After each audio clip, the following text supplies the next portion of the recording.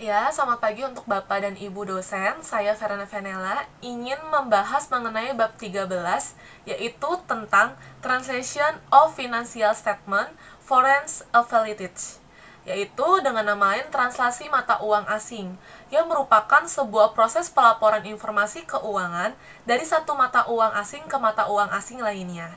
Transaksi mata uang asing dilakukan untuk mempersiapkan laporan keuangan gabungan yang memberikan laporan pada pembaca informasi secara global. Dengan memperhitungkan keuangan mata uang asing dari anak perusahaan terhadap mata uang asing induk perusahaan.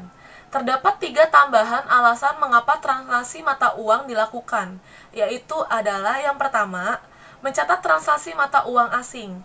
Yang kedua, memperhitungkan efek perusahaan terhadap translasi mata uang asing. Yang ketiga, berkomunikasi dengan peminat saham asing. Jadi, ketika sebuah laporan konsolidasi yang sudah ditransaksi mata uang asing, itu akan membantu bagi para investor asing jadi tidak perlu memperhitungkan kursnya. Jadi mereka tahu secara langsung mengenai data real yang sudah dikonversi menjadi mata uang asing yang ingin mereka investasikan. Seperti itu. Pada laporan keuangan konsolidasi terbagi menjadi 2, yaitu adalah yang pertama, pada tanggal akuisisi. Maka saat itu hanya dicatat 1 kali saat pembuatan laporan dan hanya laporan neraca saja. Yang kedua adalah setelah akuisisi.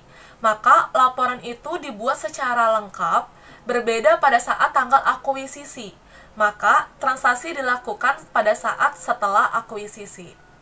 Nah, terdapat 3 jenis kurs transaksi yang digunakan untuk mentranslasikan neraca mata uang asing terhadap mata uang domestik.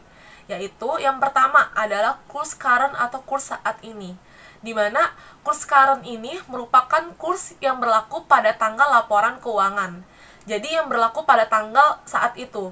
Ketika sebuah laporan keuangan itu dibuat pada tanggal 31 Desember 2019, maka kurs current yang kita gunakan yaitu pada tanggal 31 Desember 2019. Yang kedua adalah kurs historis. Transaksi mata uang asing yang berlaku pada aset dengan mata uang pertama kali didapatkan atau saat kewajiban dengan mata uang asing pertama kali muncul. Jadi, contohnya, misalnya sebuah laporan keuangan dibuat pada tanggal 31 Desember 2019. Namun, perusahaan induk mengakuisisi perusahaan anak ketika tanggal 1 Januari 2019.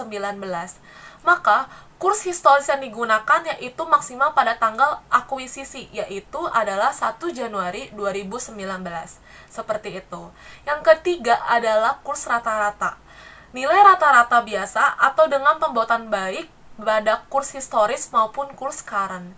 Jadi ini merupakan kurs rata-rata yang antara dari pembobotan antara kurs current ataupun kurs historis.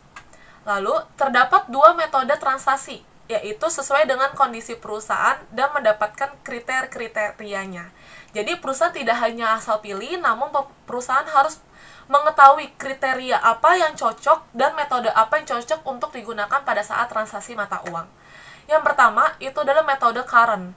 Digunakan saat perusahaan memenuhi kriteria-kriteria sebagai berikut, yaitu yang pertama, standar akuntansi yang digunakan pada entitas anak dan entitas induk adalah sama. Yang kedua adalah tidak terjadi hyperinflasi di negara entitas anak. Yang kedua yaitu adalah metode temporer atau penilaian. Nah, metode temporer ini digunakan ketika kedua syarat pada metode current itu tidak terpenuhi. Walaupun salah satu tidak terpenuhi, maka akan langsung digunakan metode temporer. Seperti itu. Lalu, terdapat perbedaan antara metode current dengan metode temporer, yaitu adalah apabila metode current diakui sebagai adjusted accumulated atau pengumpulan akumulasi pada neraca, sedangkan metode temporer diakui sebagai gain atau loss pada income statement. Jadi perbedaan di antara kedua ini mengenai perhitungannya juga. Jadi kalau misalnya kita pakai metode current, gitu kita perhitungkannya dari atas, dari sales. Nanti untuk hasil akhirnya menentukan adjusted accumulated itu ditentukan pada saat kita membuat neraca akhirnya. Sedangkan pada metode temporer, kita membuat perhitungannya itu dan memasukkan kursnya itu dari neraca, jadi dari bawah. Nanti akan ketahuan selisih gain atau loss-nya di laporan income statement. Seperti itu, gambaran kasarnya untuk mengenai perbedaan metode current dengan metode temporer.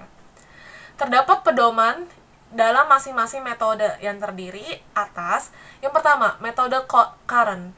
Untuk kas dan liabilities menggunakan kurs current. Yang kedua, untuk paid in capital yang terdiri seperti common stock, preference stock, premium stock, capital stock, itu menggunakan kurs historis maksimal pada tanggal akuisisi. Yang ketiga, retained earning. Tidak ada kurs, menggunakan kurs berjalan karena diakumulasi dari laba. Yang keempat, revenue and expense, menggunakan kurs average atau kurs rata-rata. Yang kelima, dividen. Itu adalah tergantung pada saat tanggal pembagian kurs yang digunakan. Dan untuk metode temporer, untuk yang pertama adalah aset neto monetary. Nah, aset neto monetary ini merupakan aset berupa kas, utang piutang yang berubah jadi kas secara langsung dan hutang yang tidak ada historinya. Dengan rumus aset neto sama dengan kas ditambah AR dikurang AP. Maka untuk aset monetary ini menggunakan kurs current. Yang kedua adalah aset liability. Nah, aset liability ini menggunakan at cost dan untuk kursnya menggunakan kurs historis maksimal pada tanggal pembelian aset.